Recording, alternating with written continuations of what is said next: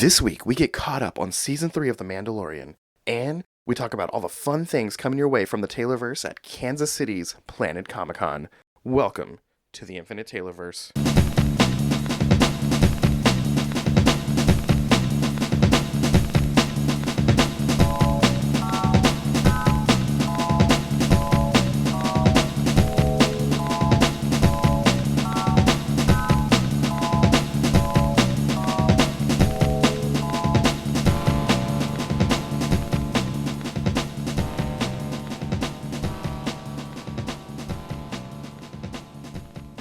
Warning. Red alert. Ay, ay, ay, ay, ay! Danger, Will Robinson.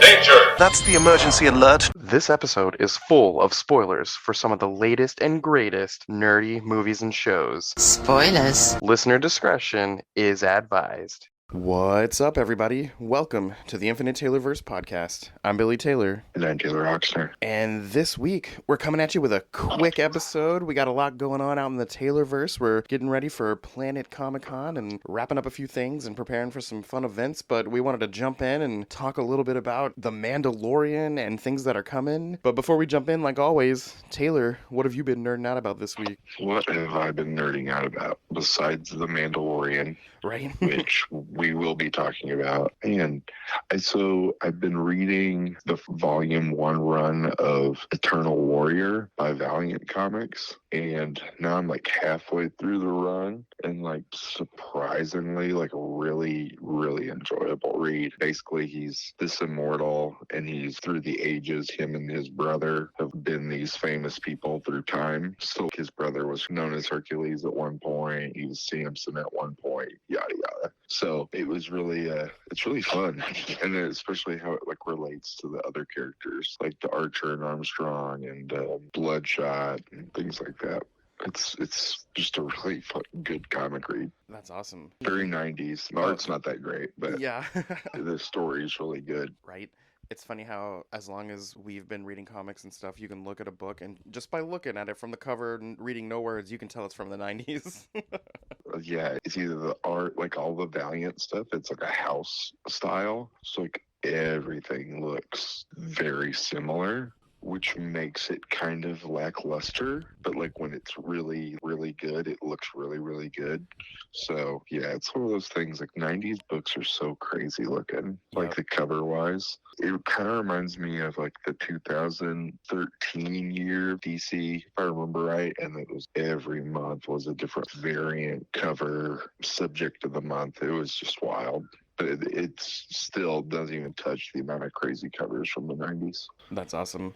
Well, my nerding out of the week has also been reading. I'm part of the Disney Insiders program where, you go see a movie, you buy a DVD, whatever, you get some points. Well, those points rack up, and every now and again you can get some cool rewards. And one of my recent rewards was a book called Marvel Powers of a Girl. And it has it's like a history encyclopedia type book of every female in the Marvel universe. And that's been fun reading through that. And my daughters and even my sons, my kids just think it's such a cool book. And we've been kind of reading through it together. And it's just really cool. There's a few characters I didn't really know a lot about. And now I feel like I know a little bit more, and anyone listening, it's definitely worth reading if you want to learn a little bit more about some of these characters. Is it any like standout ones that you were like, oh, that was really cool, I'm glad I know more about that character? I think so far, because it was with my kids, we kind of fast forwarded to read any character they would have known a little bit about. So we've read Captain Marvel, Miss Marvel, She-Hulk. We've read all the big cinematic characters, if you get what I'm saying. So I guess it's really cool reading some of the comic origins with my kids when the stuff that's fresh in my memory is cinematic stuff. So I think the ones that are standing out so far have kind of been the Marvel characters, kind of like I said, but also Squirrel Girl. Yeah, Squirrel Girl's a lot of fun. Yeah, I've never read Squirrel Girl, so I only know what I've seen from cartoons and things. So that's been... Yeah, like I don't even remember the first time I saw Squirrel Girl, but I do remember her popping in from time to time. I feel like I know she was in the Avengers Initiative books here and there. Yeah. And I think that was around the first time I was like, I know she's been around a lot longer than that, but I think that was the first time that I really, reading-wise, interacted with that character. Yeah. But yeah, it's a fun book. It's called Marvel Powers of a Girl. You can buy it. It's not just some exclusive Disney reward. It is a book that exists, and it's a cool one. Cool. Well, hey, let's talk about The Mandalorian. I don't think anyone guessed any differently. It's been awesome so far.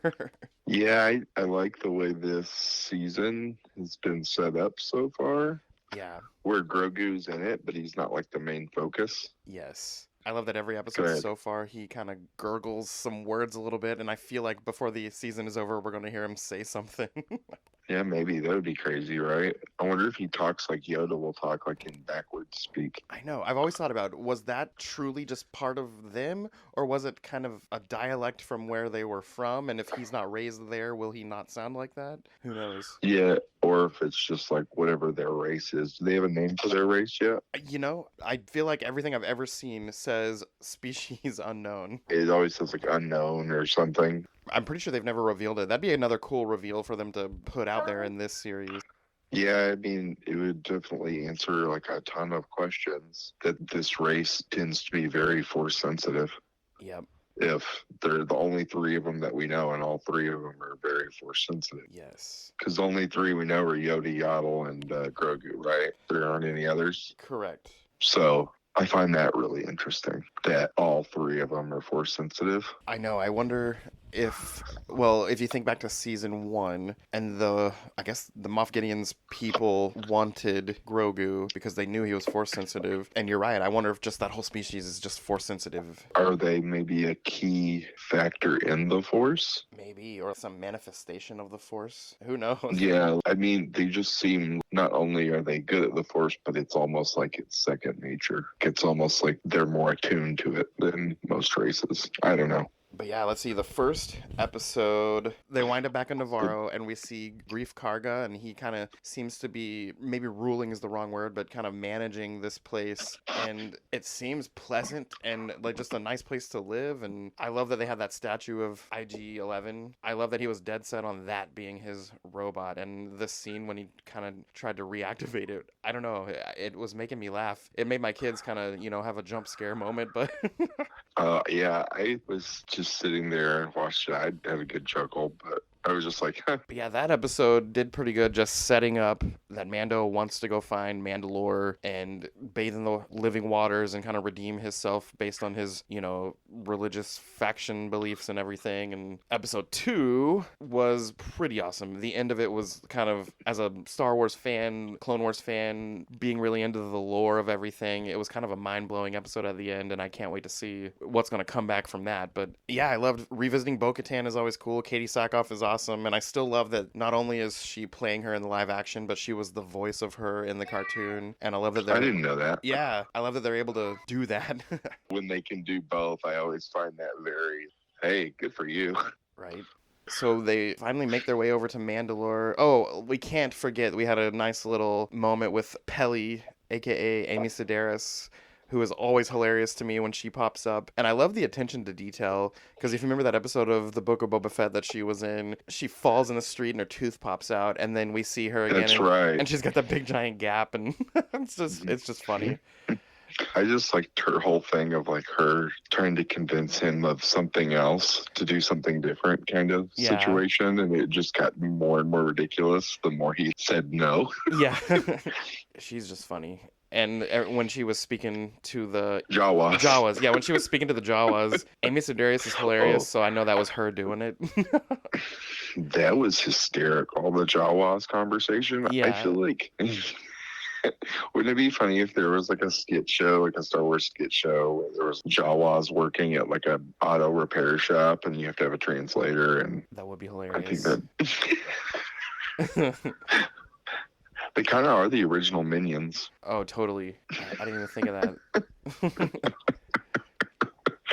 But yeah, so she convinces him to take that junk droid, even though he wanted an IG unit. But he served the purpose. He figured out that when they arrived at Mandalore, the planet was fine. All these myths about it being cursed and poisoned and all this just weren't true. And we see these creatures pop out at first that kind of look very, I don't know, ape-like and scary.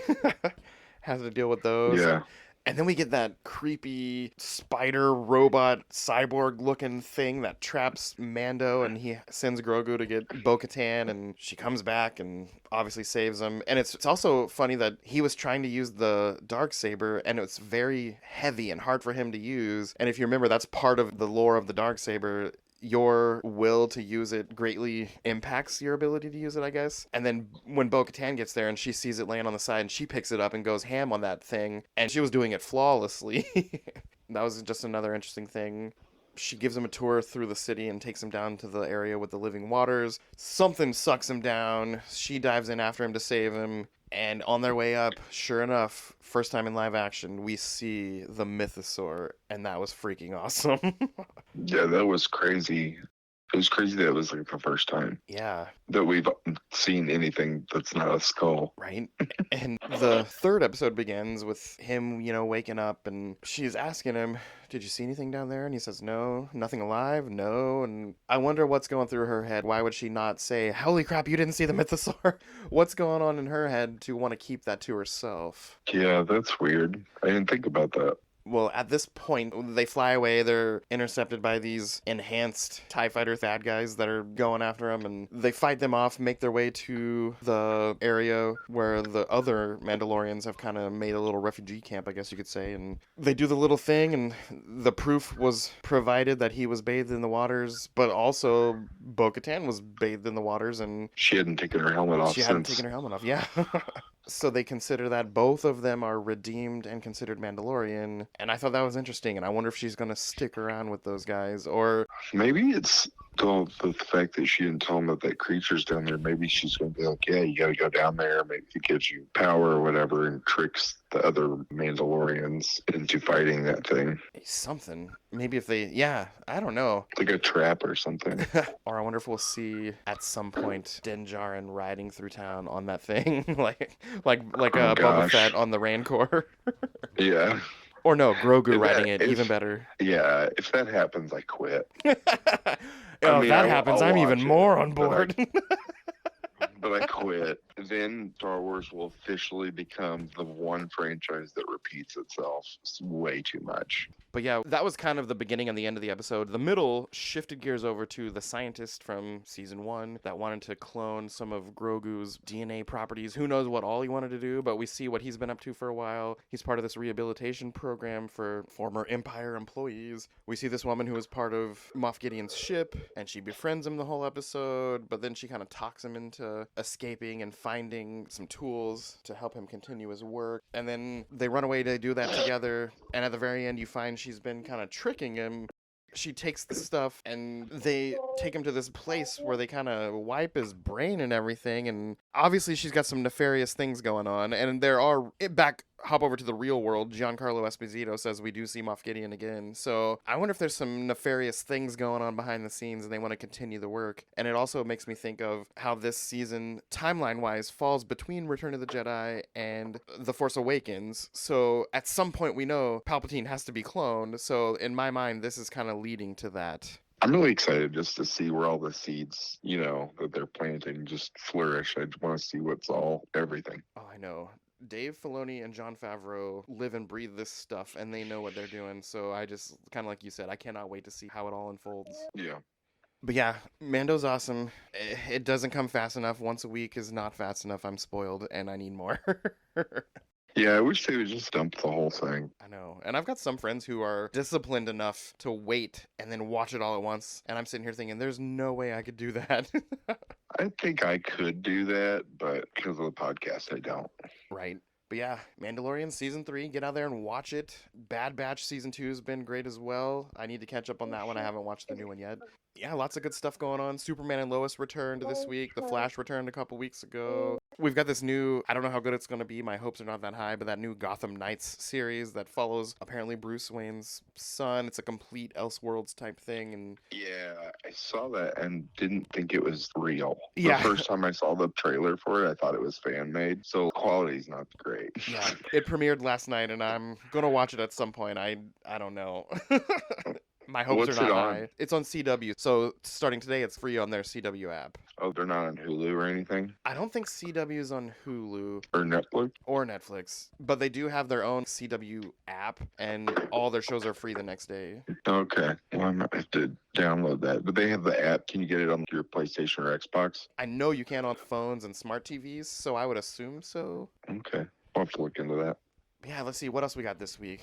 Movies, Shazam: Fury of the Gods comes out this week, and there's been a lot of spoilers pop out, even in the trailers this week. Did you see that Wonder Woman appears in this movie? No, I didn't. But I heard that there was a big character in the last trailer. Yeah, and I thought it was like, oh, cool, Wonder Woman, but on the other hand, how cool would that have been to have that reveal while watching the movie? Yeah, I mean, is this the last remnant of the Snyderverse, or do we have Aquaman still? Aquaman? I think this is the last remnant, and then we get Flash, and Aquaman and Blue Beetle comes after Flash, so Oh, we'll see what that means. yeah, who knows? I thought the first Shazam was fine. It's cute. Yeah. I'm not a huge fan. I'll probably catch it like on a weekday, probably.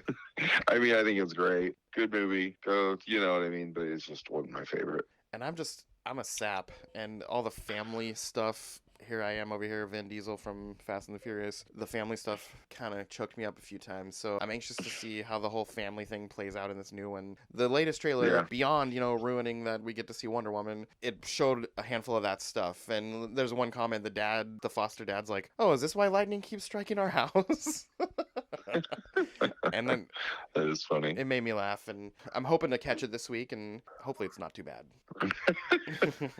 I don't think it's gonna be bad. I don't know. I feel like because of the Zack Snyder stuff's all going away. It feels the same way I felt about the Dark Phoenix movie and the New Mutants movie. Yeah. I was just at a certain point. I was just like, okay, whatever. It'll come out. I'll see it at some point. I just have a hard time investing into anything that I know is already done. Yeah. Well, beyond TV and movies and stuff, as this episode drops, Planet Comic-Con is happening. So Friday, Saturday, Sunday, head to downtown Kansas City, Bartle Hall, get yourself some tickets, go see all kinds of awesome celebrities. If you want to catch up on who's going to be there, listen to last week's episode or go to their website. It's going to be a blast.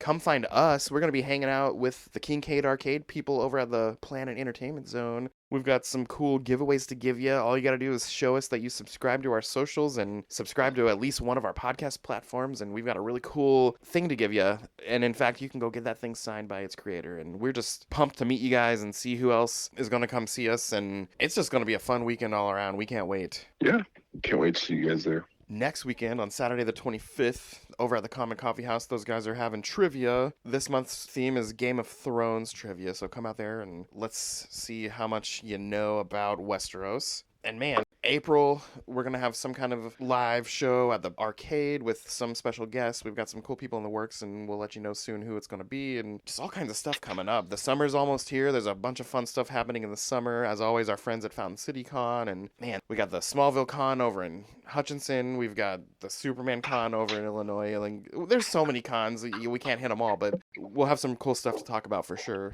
Yeah, absolutely. But yeah, come back and listen soon, you guys. Find us at Planet. It's going to be great. But as for us here at the Taylorverse, I've been Billy Taylor. And I'm Taylor Oxner. And yeah, find us at Planet. Come get a prize, and we'll see you soon, guys. Bye-bye. Bye.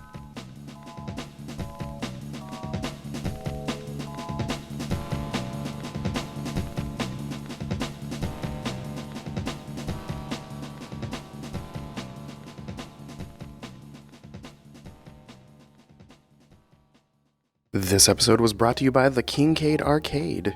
For all of your arcade needs and video game fulfillment, go head on over to the Kincaid Arcade at the Oak Park Mall in Overland Park, Kansas. These guys have every imaginable classic game possible. They have arcades. They have every console you could think of. They have special tournaments all the time. They set up parties and events for all of your party needs. So head on over there once again to the Kincaid Arcade at the Oak Park Mall in Overland Park, Kansas. Go get a bracelet, go play free play the whole time, and have a blast.